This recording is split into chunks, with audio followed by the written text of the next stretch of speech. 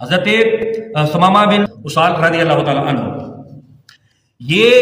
ایمان لے آئے، اور ان کے ایمان لانے پر حضور صلی اللہ تعالیٰ علیہ وسلم بے حد خوش ہوئے۔ پھر انہوں نے اپنا واقعہ بیان کیا کہ یا رسول اللہ صلی اللہ تعالیٰ علیہ وسلم، آپ پوری دنیا میں روئے زمین پر سب سے زیادہ مجھے مبغوض تھے، لیکن اب آپ کا چہرہ سب سے زیادہ محبوب ہے۔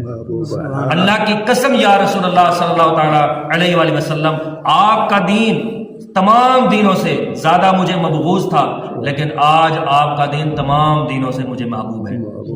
اللہ کی قسم یا رسول اللہ صلی اللہ تعالیٰ علیہ وسلم، آپ کا شہر مجھے ایمان لانے سے پہلے سب سے زیادہ مبغوض تھا،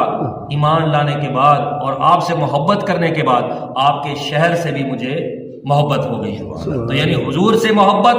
شہر سے محبت اور دین سے محبت، یہ اس لیے نہیں ہے کہ ایمان لائے، ایمان لانے کے بعد محبت کا اقرار کر رہے ہیں اور اظہار کر رہے ہیں، اور یہ اظہار صحابہ کرام کیا کرتے تھے، کیونکہ یہ حضور سے محبت کرنا نعمت ہے، اور نعمت کا اظہار کرنا بھی شکران نعمت ہے۔ اگر اظہار نہیں کریں گے تو کفران نعمت ہوگی، اور کفران نعمت کے بارے میں وعیدیں موجود ہیں۔ اور میں نے عرض کیا ہے کہ قرآن و حدیث کی روشنی میں حضور سے محبت کرنا فرض ہے۔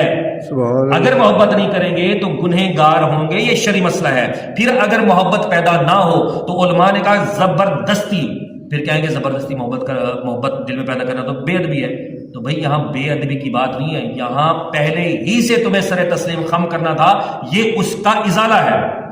کہ تمہیں زبردستی کا حکم